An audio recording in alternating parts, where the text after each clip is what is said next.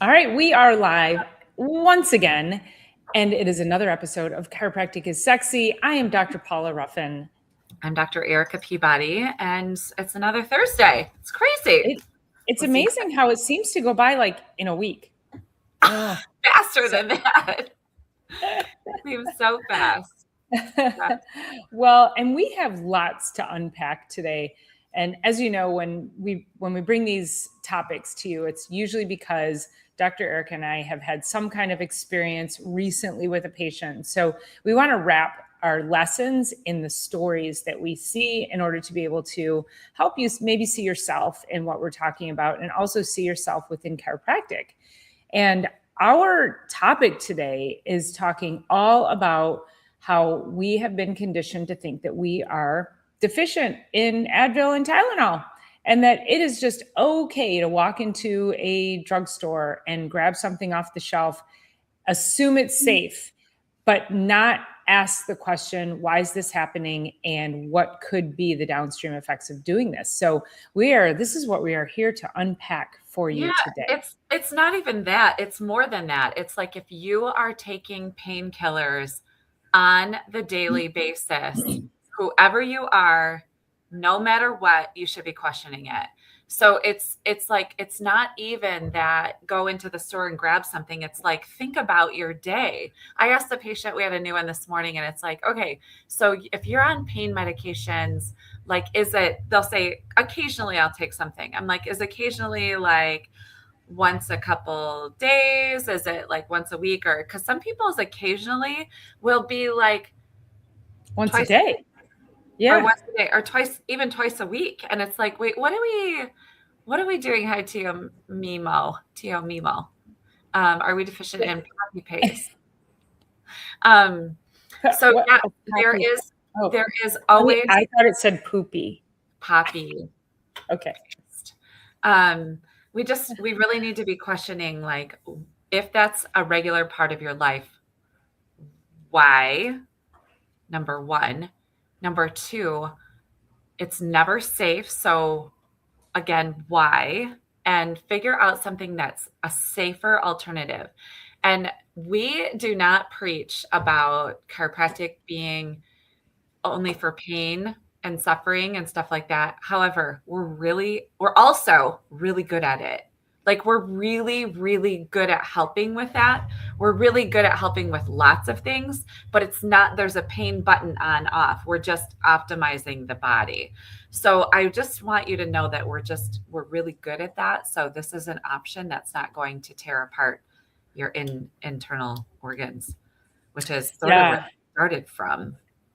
And that's the problem, is that people don't realize how damaging these medications, even just one a week, that's it, just one a week, how damaging that is to your microbiome, to your overall digestive system in general. Like taking aspirin, I don't like this whole like daily baby aspirin. You guys, that was a marketing strategy by Bayer to get people to take more of their product. The study was, it's like any of the other studies that supposedly support the medications. It just got people to start taking it all by themselves. So what happened was that, Bayer aspirin thins the blood. And so then there was this assumption that, well, if you have cardiovascular risk, that you should thin your blood so you don't get hardening of the arteries. We're going back to, 1980s when hardening of the arteries, that was a big, that's when that term really came about. And people started taking aspirin on the daily, and they were like, oh, like young people were like, well, I don't want to get a heart attack. I'm going to start taking aspirin now. And so young people started taking aspirin, older people started taking aspirin daily, and it became the number one cause of gastric ulcers. And so people were having internal bleeding from taking aspirin every day to try to prevent a heart attack.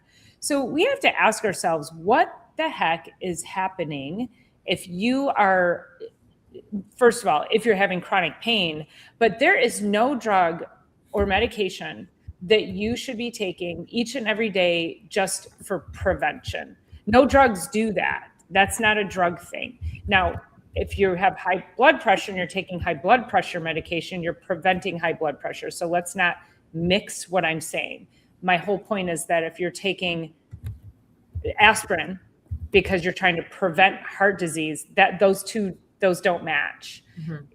There are more studies on fish oil Right. helping with blood viscosity and with cardiovascular health without any detrimental effects to the human body. Fish oil and vitamin C is a rather clearer cleaning of the blood there too. So yeah, we'll totally take your comments. Absolutely, Tio. We're just glad you're here. So thanks for sharing. So this came because I was at a music festival last weekend with I have vintage Volkswagen buses, and there's a music festival on the west side of Michigan. And if you know the west side of the state, it's a beautiful place. And although it wasn't all that warm, I was hanging with friends, and there was this woman that was talking about on June 5th, she's going in for a breast reduction. And it was like, oh, and I just happened to be in this conversation. So it wasn't anything that she was telling me in particular. I was just in a group of like 5 women, and we were talking about it.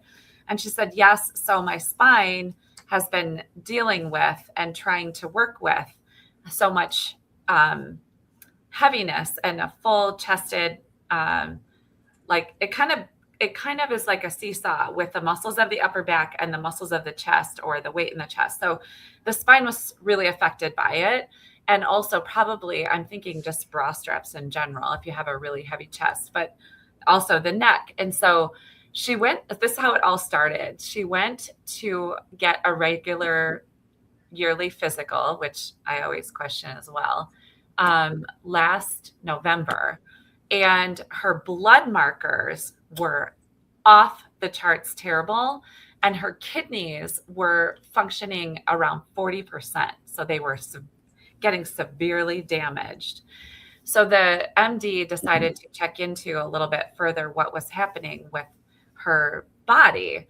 And she had been taking ibuprofen daily or multiple times a day for years. And it had almost destroyed, like once you get down to 40% kidney function, although the kidneys are relatively regenerative organs, it's like that's what she was doing to manage the pain.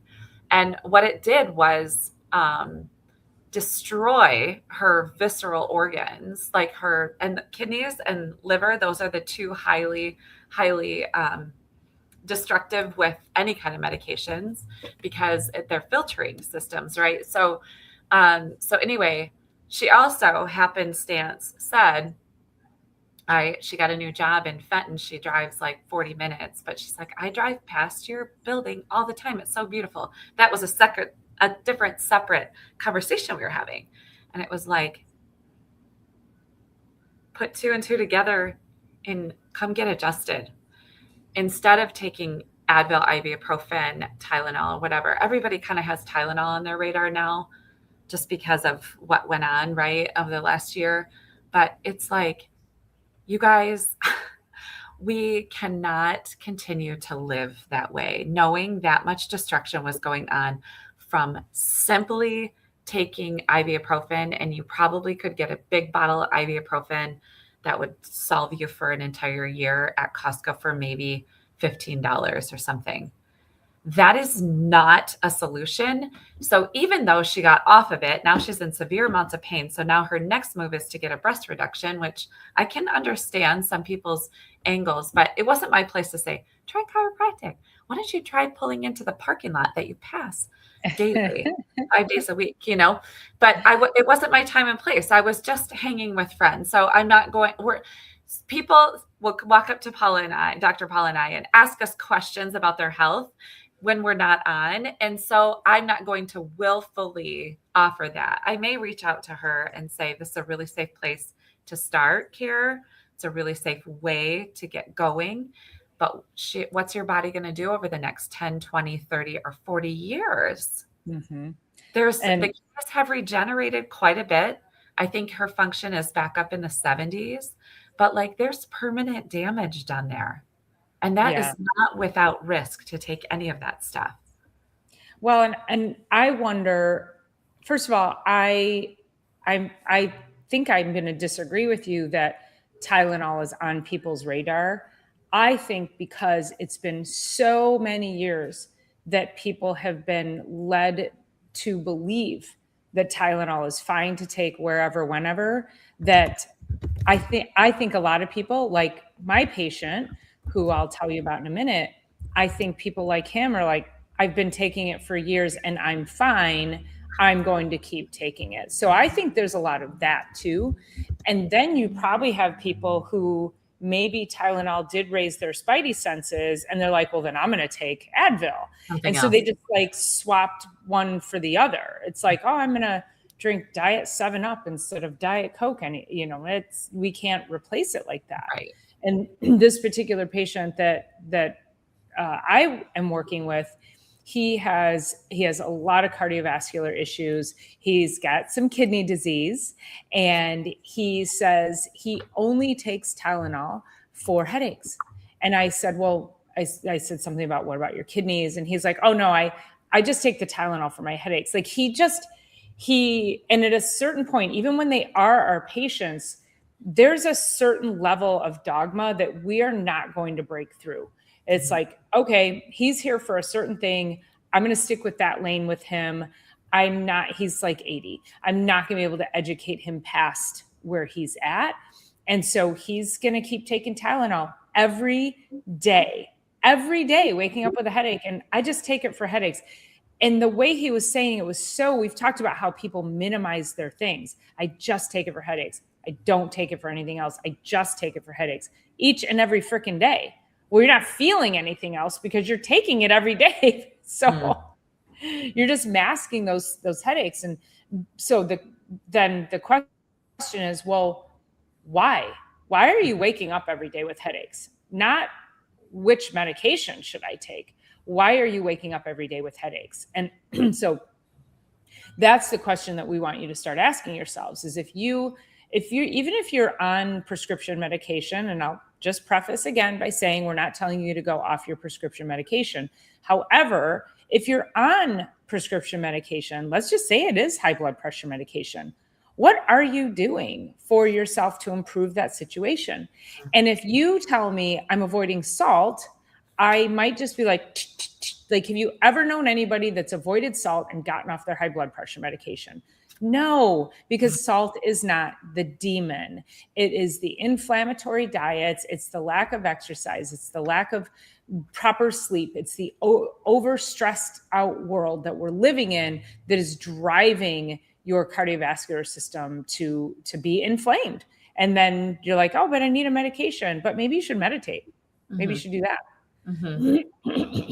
Yeah, I always go back to, this sits right by my desk. So this was that I've talked about her before, 135 pounds. She was born in 1944. So but I don't know what that makes her, 78. I'm not sure, or 88 maybe. Anyway, this is the list of medications. So it probably won't. Oh, there we go. The list of medications, and and she's petite, and she is pain from head to toe.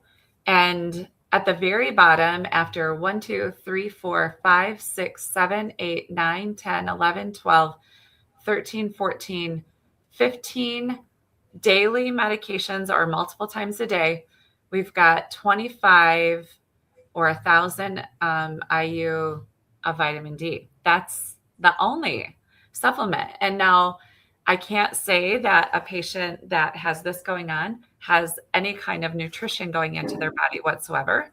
Like Dr. Paula said, it's the things that we eat. It's the things that we don't eat.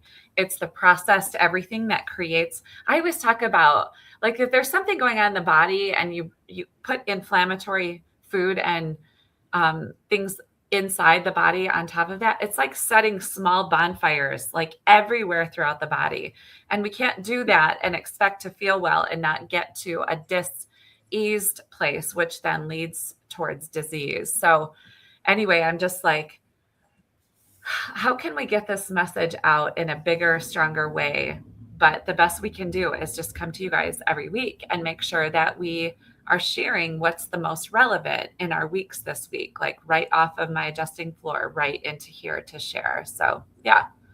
Well, we also have to remember, so taking into account lifestyle for sure, but then when you take any kind of medication, over the counter prescription or what have you, it is going to cause a depletion of your nutrients. And Hmm. one of the excuse me, one of the biggest things that the nonsteroidal anti-inflammatories do, the NSAIDs, the Advils and the like, is they deplete glutathione. And Hmm. glutathione is like it's the mother of all antioxidants in your body. It is what helps your brain function. It is so critical to how we think, how we experience life. People who have anxiety and depression, they usually don't have enough glutathione in their brain. We get depleted of our B vitamins, which are also key for brain and nerve function. So we start to then connect the dots to say, well, you're in pain every day because you don't have your proper nutrients. You've depleted your body after years of taking these things, and now you're expecting your body to run. It's like putting water in your car's engine. It's not going to run the way you need to. So it's really key to start recognizing that. And then people will say, oh, but I take a multivitamin. Well, and then they're probably taking some crap multivitamin from CVS or Walmart or some other big box store. Silver. Oh, but I buy it from Costco. It's not, you guys, these are not high quality supplements. And this is Dr. Eric and I, we each sell two different brands. We each represent two different brands in our offices. I fully agree with the brand, with the line that she reps, and she fully agrees with the one I rep. They're both super high quality lines, but they're doctor prescribed for a reason, Mhm. because you're going into the store, you're buying an over the counter medication, and then you're going over and you're buying some crap supplement sitting right next to it that is so low in nutrients. I had a patient bring in her fish oil the other day, and we need at least 1,500 milligrams or units, or however it's measured, of EPA and DHA, which are the highest, the main omegas that we look for. And this particular product had like 10 and 35 EPA, DHA. And I was like, you know how many you have to take of those to actually like have it have any kind of effect in your body? So don't waste money on the cheap stuff, because it's even more expensive when it doesn't do anything for you. Well, yeah. And speaking of fish oil, I mean, people will say, oh, I don't take fish oil because I burp it up and I burp up fish. That means whatever fish oil you took is rancid already and Mm-hmm. not functioning properly in the body. It should never be that way. The fish oil that you can get from either one of us, you're going to be able to take the capsule and bite it and let it just, out of its capsule, and not like it has like a lemony flavor. And actually, I have three different brands of supplements that I offer here in the office, but I have just a particular assortment because I love this bee over here, and I love this cod liver oil over here, and I love this multivitamin, and I love this magnesium. And so I have a few different ones, but we also each are on full script, which if you need anything, let either one of us know, because they will drop ship directly to you and you'll have the highest quality that you can get. And so here's the thing. This is why I always tell my patient, if anything is advertised to you on your TV, it's garbage. They did not put their money into the art, research, and development behind the scenes. They put it into advertising. And so you want to go directly to a chiropractic office, maybe a health food store. A lot of them are source their stuff really well, or go to one of our full script accounts and be able to get any supplements that you're trying to take, get it from that source, because it will be the same price. It's not like they're super extra expensive because they come from a really good brand. It's just we have stuff that's biousable for the body, very affordable, to get a month's supply of whatever you need. And it's worth every single bit of investment that you put into the supplementation. Of course, we want you to eat well first. So that's supplements are supplemental to what you're eating. So anyway, super important. Well, and to your point about the fish oil, is it, if you're burping it up, it's probably already rancid. So here's the other thing, because I know the quality of the fish oil that I provide for you, if you burp up mine, now I know you have a digestive problem because I know it's not my product. I know it's how you're processing the product. So that's another big reason too, is that, we utilize our supplements to help us manage and diagnose and get signals of what is it that your body ultimately needs. What are you struggling with? What is it deficient in? And how can we fill the resource tank again? And if you end up taking, let's say the patient or the person, she was an Advil person, the Advil person, and she stops, and you said her kidney function has come up a little bit, and that's great. And let's say somebody was like, you should start taking a multivitamin. That is not the time for a maintenance dose of anything. Like, you need therapeutic doses to get your body back to where it needs to be to optimize. And you guys, that could take months. It could take up to a year, depending on how long these people have been depleting their resources. So it is critical to make sure that you understand that, like, question that the next time you walk into your bathroom or your kitchen or wherever your over the counters are, and you grab that because you're like, oh, I have an acre of pain, or I'm afraid. I had a guy tell me he takes 2 Advil before he goes golfing so he doesn't, in case he gets sore.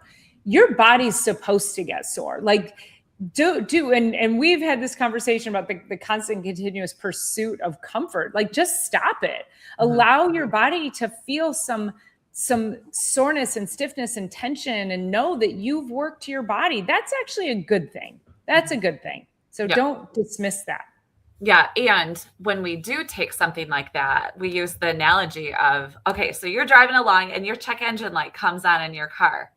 You do not take a piece of electrical tape and put it over your check engine light. Not one of us would do that without realizing the down the pipeline effects of doing that.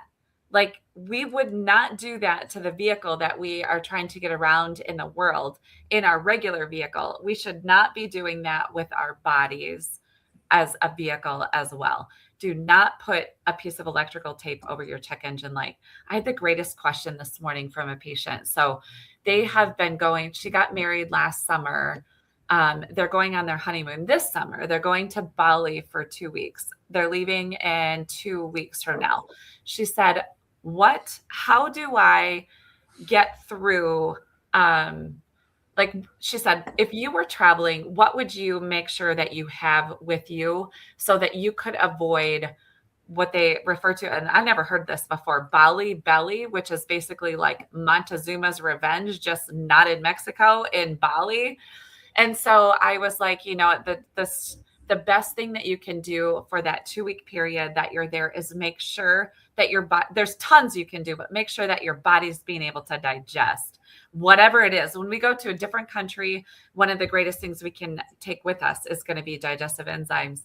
And I was telling her the story. I stopped when I was flying back from South America one time. I had a layover, cannot remember where, but we got out of the plane, out of the airport. It was like 6 hour, went across the street and had a burger. And then went to the bathroom and could see where this burger was coming from in the back of the restaurant, sourced, covered in flies. And I'm not kidding. Of course, they cooked it and all of that, but I was like, so I took 3 digestive enzymes. I gave 3 to my friend and off we went and we were fine. But I've had other patients go to other countries and their bodies are like, what in the world is this? And then their entire 2 weeks in Bali or wherever, South America, Peru and stuff like that is ruined, because if they would have just packed one little piece to sort of help, not that it helps everything, but I just loved that question this morning, because there's a gajillion things. You need your immune system boosted. You need this, you need that. But if you could take one thing, amoebic dysentery. Ugh. Yeah, it's increasing the acid in your stomach so that your body can kill off the bacteria. And frankly, most people have gut issues because they don't have enough stomach acid to begin with. So now you don't even need to go to another country to get parasites anymore these days. There's parasites everywhere.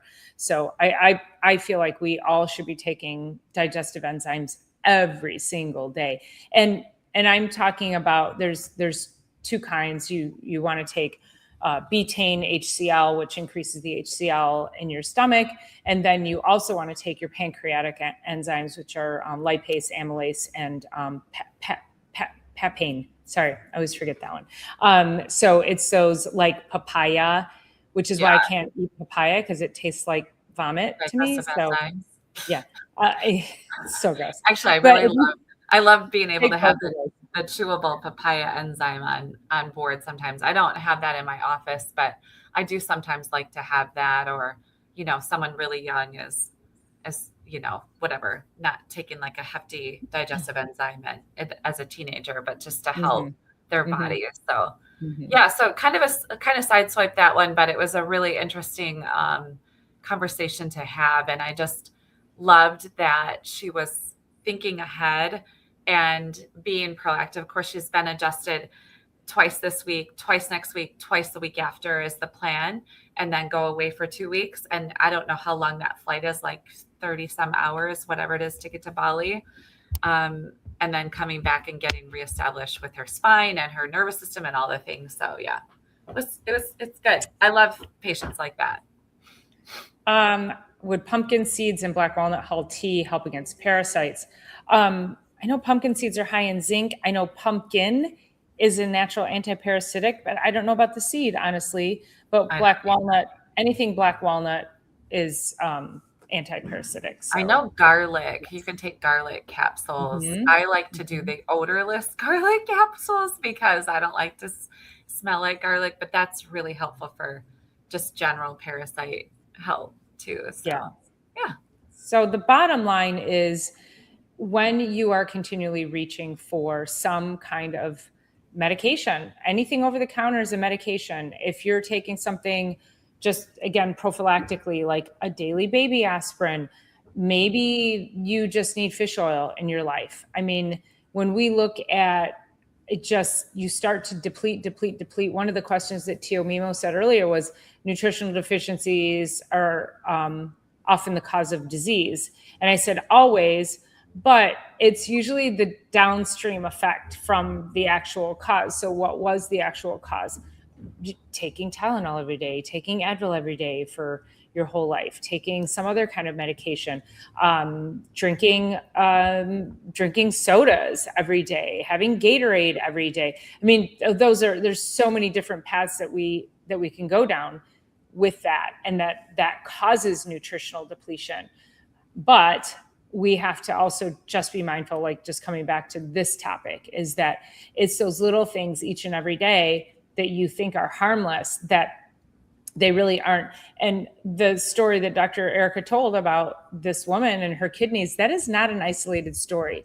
That is a very, very common story. And people have died of kidney failure because they've gotten themselves into trouble, because at some point there is a point of no return on that.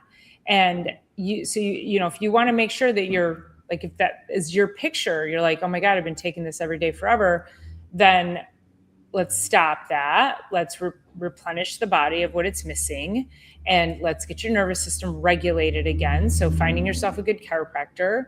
And obviously, if you're in our area, we are happy to see you. And again, what Dr. Erica said about our full script accounts is that we're always happy. We have a solid line of supplementation that can actually bypass a lot of those things that that those over the counters are stealing from you. So yeah, I was thinking about one more thing. I mean, obviously adding in adjustments to help with that. What was I thinking? It was about the kidneys. Oh, when I was thinking about this particular patient, so she's going to be one that goes in for a yearly physical. And so 1 year prior would have been, I guess, November 2024. If I'm just doing deductive reasoning here, she probably went in a year prior to that, and maybe her numbers were all fine. And that's how much damage can happen in 1 year's time, because it wasn't alarming the year before, but now all of a sudden after this year, and I know she's been taking, I don't know her, she's not a patient of mine, But I don't know how long she was taking it. But it's also like, if a year before at a previous physical, it was okay. Now it's down to the low 40% function. That is terrifying. And try chiropractic.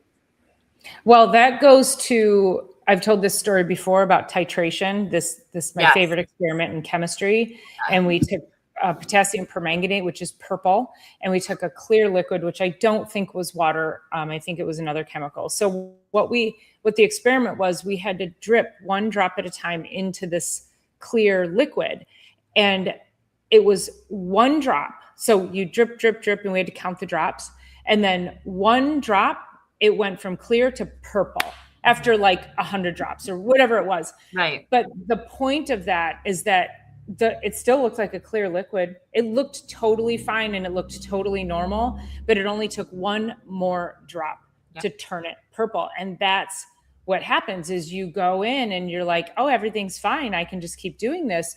Or even like people, doctors will say, oh yeah, you're taking this medication. Make sure you come in every 6 months so we can monitor your kidney and your liver function.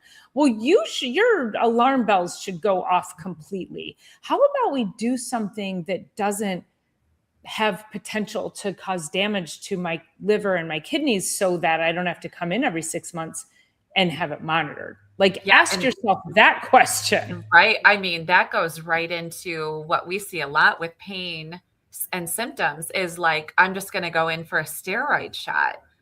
Well, okay, do that if you want to, but realize those are only safe to do about 4 total and 3 months apart. Like, red flag bells and whistles should be going off absolutely everywhere in your life.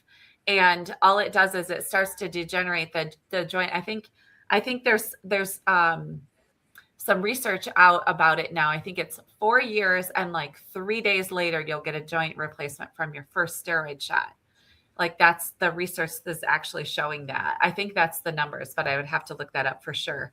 But if you are doing anything that you couldn't do daily, be questioning it. Or if you're doing something daily and like be questioning all the things, you could get adjusted daily easily. We're not adding anything to the system. We're not taking anything from the system. We're not creating toxicities in the system.